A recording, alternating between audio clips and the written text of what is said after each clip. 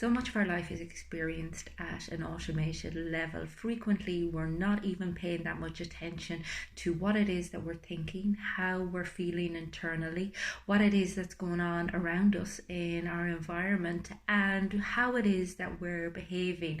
Are we behaving in a way that we would like to? And if not, then why not? Now, the thing is, so much of our automated processes are heavily influenced by our childhood experiences, by our family of origin and the conditioning that we received growing up, also by cultural influences, commercial influence, and indeed any trauma that we may have experienced. Additionally, most of us will have acquired some, I suppose, maladaptive coping mechanisms somewhere along the line. Now, this is particularly prevalent for anyone who experienced trauma in their childhood or who just grew up in an unstable or unnurturing childhood environment.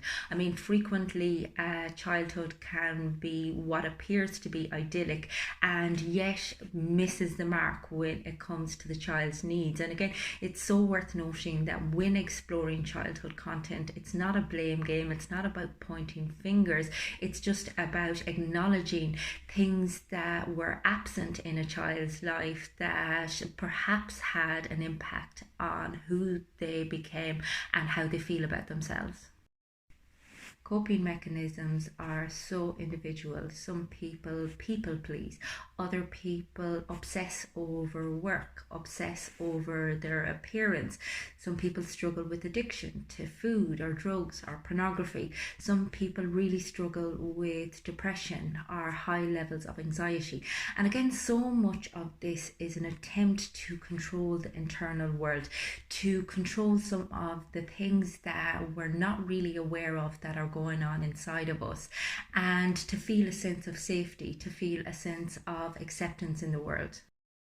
The more aware we are of our unconscious patterns, the more we can tap into what it is that we're trying to suppress or what it is that we're in denial of, the more we can understand that we are working to a cultural construct that isn't something that we necessarily need to adhere to, particularly if it is causing us illness or unhappiness or high levels of anxiety or stress.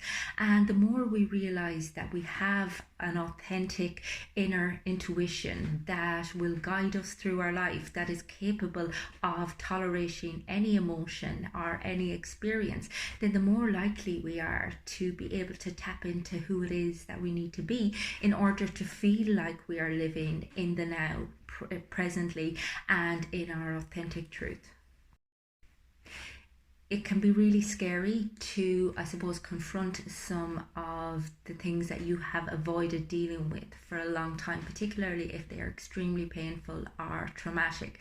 And it's not that you need to relive any experience, it's just that you need to understand the narratives that you have as a consequence of your past experiences and the culture that you live in, and the influence that they're having over how you feel about yourself, how you feel about your life and the life that you're living. The more we can see the way that we're being influenced, the more that we can see the way that our thoughts can be so unhelpful and so misleading, and the more we can go beneath that into our heart and into our intuition, the more likely we are to feel free and liberated and at peace with ourselves. Now, it's not that you will never experience adversity or that life is necessarily going to be any easier. It's just that you will be freed from the expectations that you have that cause you so much distress and so much anxiety. And you will be able to live day by day as opposed to living all of the time in the future or being stuck ruminating over the past. We can spend our entire lives wishing things different, or trying to protect ourselves, or trying to control all of our circumstances. Or we can just surrender to what is, realizing that very little is under our control and that so much of the way that we experience life is a construct of our own imagination and our own expectations and our own predictions. And the more we can see that, the more laughable it becomes, the way that we are actually the root cause of so much of the pain that we experience. And that's not invalidating anybody's pain or saying that anybody's experience doesn't count. It's just that frequently we add to the painful experiences with our own stories, with our own convictions, and with our own interpretations of what happens and how it reflects on us personally, how it reflects on how other people feel about us.